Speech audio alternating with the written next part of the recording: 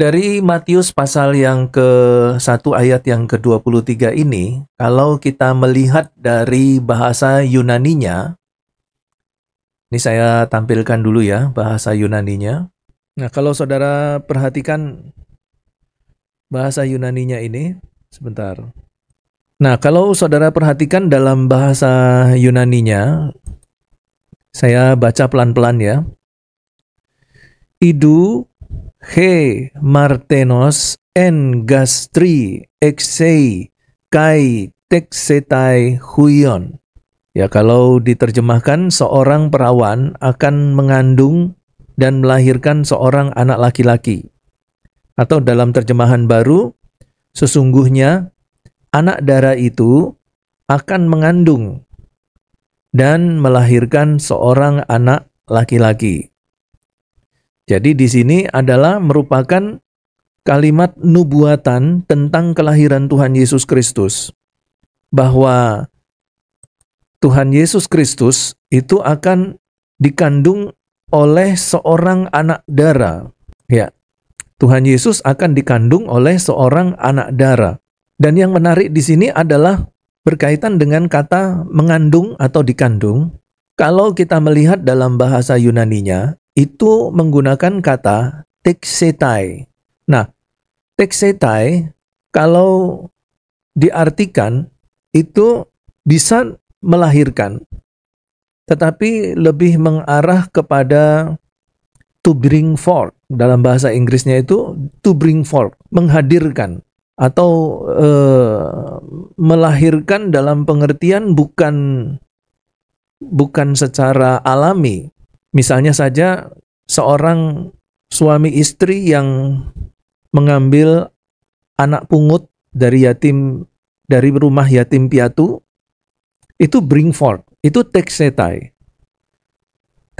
huion. Tetapi kalau melahirkan, dia menggunakan bahasa Yunani yang berbeda, harusnya menggunakan kata genao.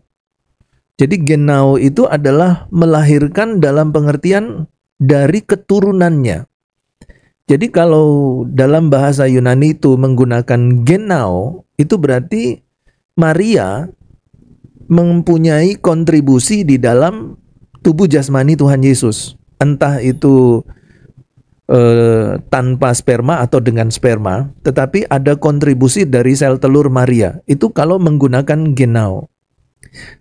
Dan itu berarti bahwa di dalam tubuh Tuhan Yesus Kristus ada 23 kromosom dari ibu, yaitu dari Maria.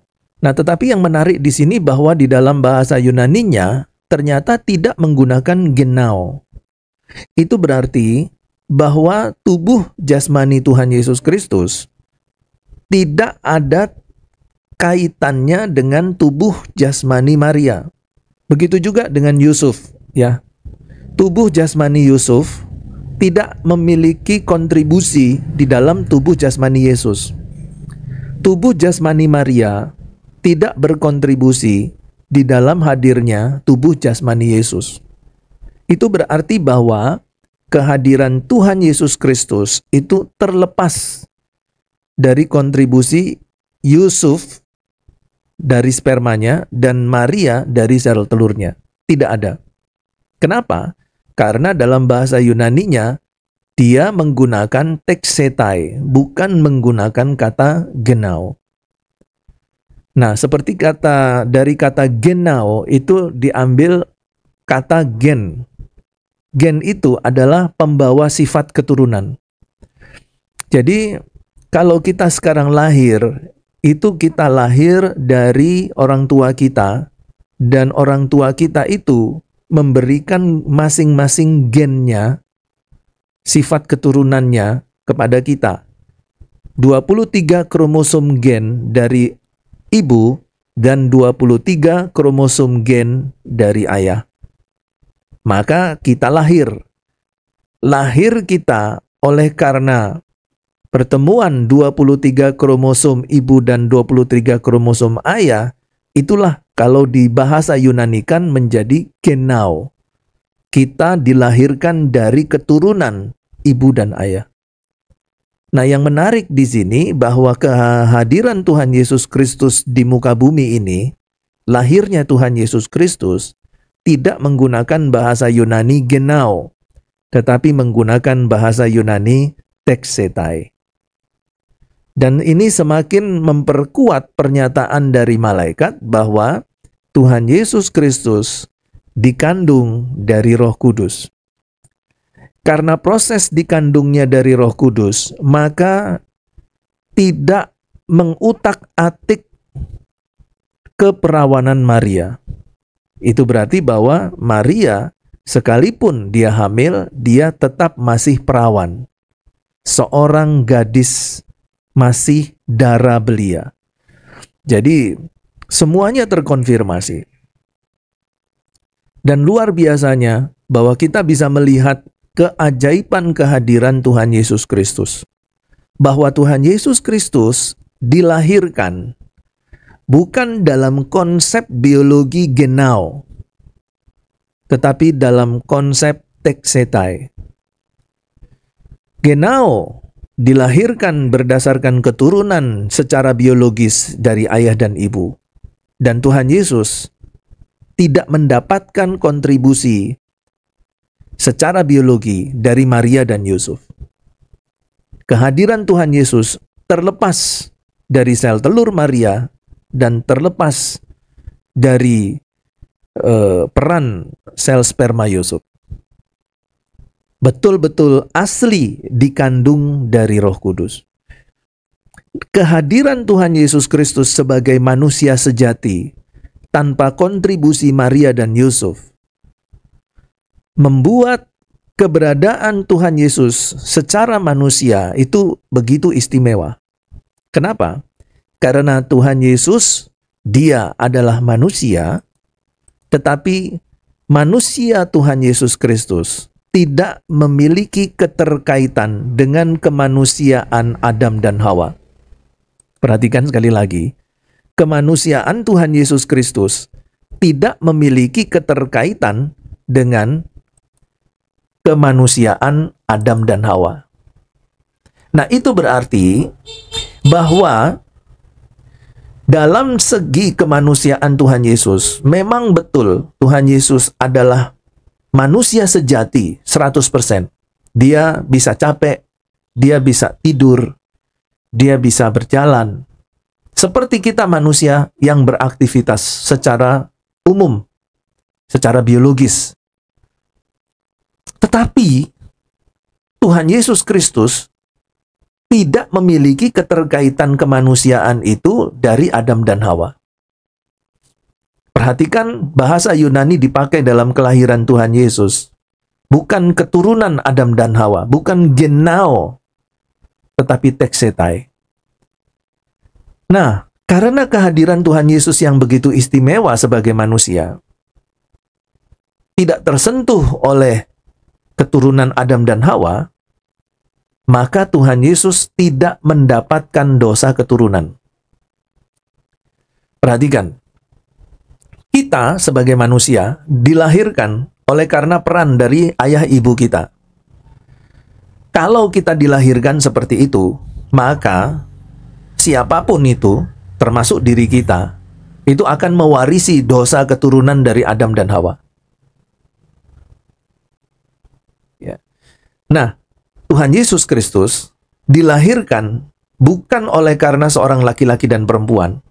Itu berarti kemanusiaan Tuhan Yesus tidak memiliki keterkaitan dengan kemanusiaan Adam dan Hawa.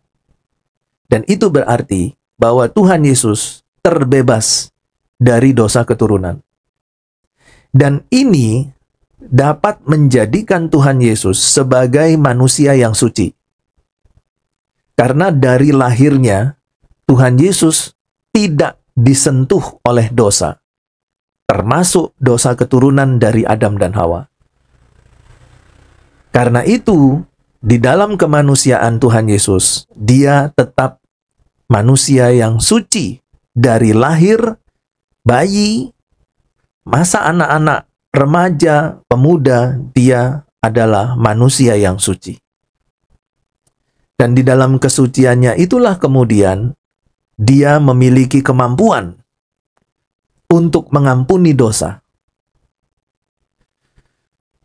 Ya, karena hanya yang suci yang dapat mengampuni dosa.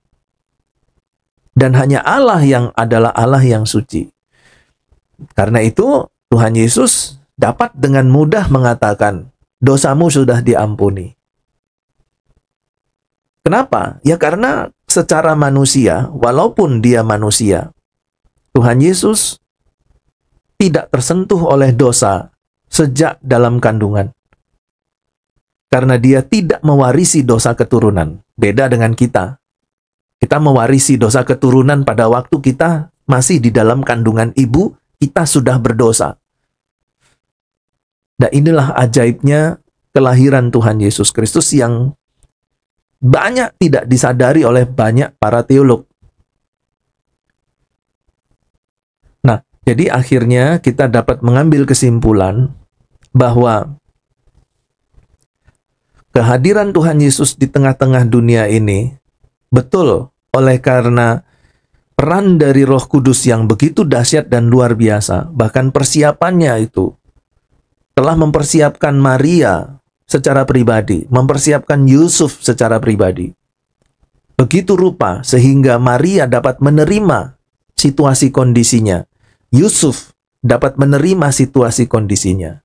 Dan akhirnya Tuhan Yesus lahir dalam satu rancangan yang dahsyat yang telah dipersiapkan Tuhan, sehingga kelahiran Yesus menjadi manusia yang betul-betul suci, yang tidak tersentuh oleh dosa. Begitu.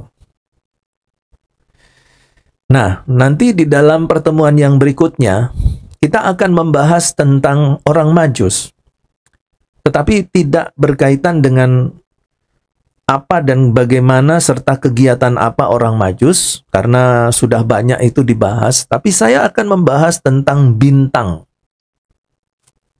Karena agak sedikit dalam tanda petik ya, di luar dari kebiasaan alam, bahwa sebuah bintang itu bisa bergerak dan seolah-olah memiliki kemauan.